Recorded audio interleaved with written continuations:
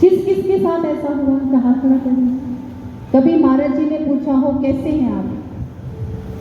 किस किस के साथ कभी हुआ आप लोग से? नहीं हुआ।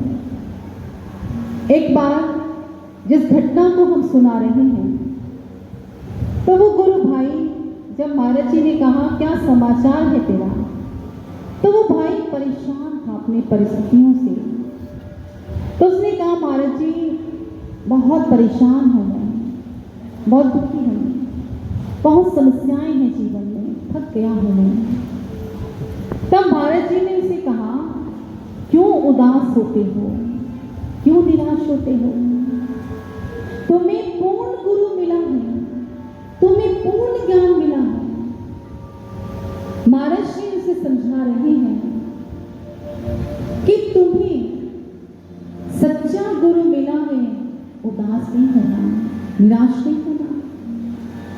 और महाराज जी कहते हैं तुमने सुना नहीं, हंसता जा मुस्कुराता जा, मिल गया है सच्चा द्वार सतगुरु का, ऊंची ऊंची जयकारे लगाता जा।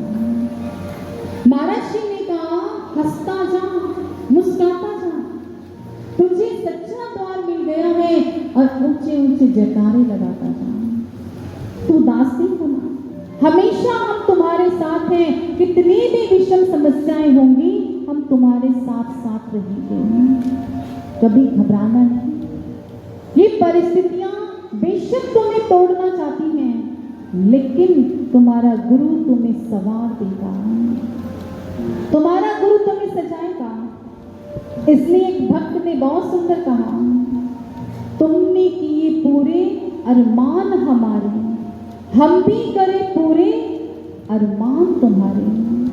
आंखों में वो आंसू भरने नहीं देता, आंखों में वो आंसू भरने नहीं देता, दुख को देखकर वो हमें कभी टूटने नहीं देता।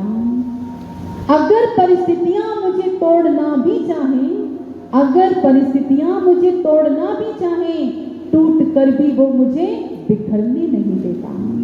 कितनी गहरी बात है।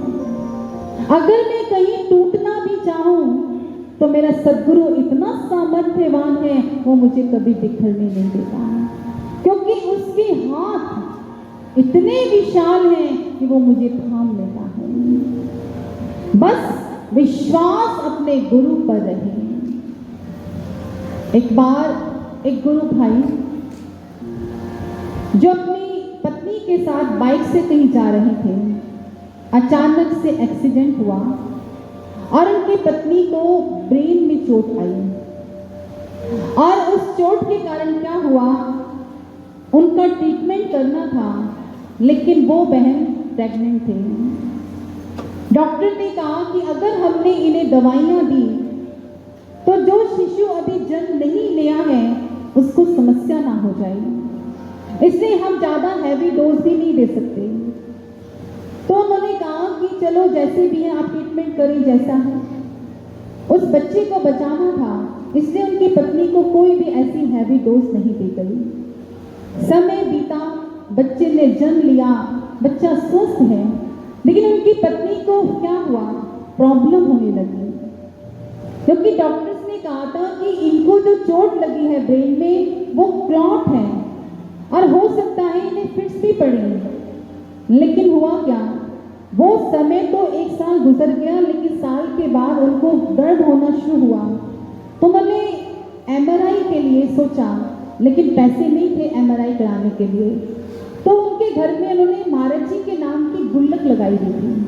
तो उन्होंने सोचा कि जो इसमें पैसे हैं ना, मैं अभी इन पैसों से एमआरआई करा लेता हूँ, बाद में वापस इतने ही पैसे मैं इस गुल्लक में डाल दूंगा। ये सोच करके उन्होंने निर्णय किया कि कल मैं एक बार एमआरआई करा लेता हूँ।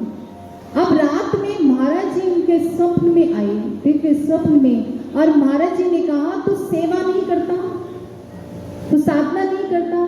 तो उसने कहा महाराज जी समय नहीं मिलता और मेरी पत्नी बहुत बीमार रहती है। और महाराज जी ने कहा अच्छा उसको बुलाओ। और जैसे मैंने अपनी पत्नी को बुलाया, महाराज जी ने कहा कहाँ तुम्हें दर्द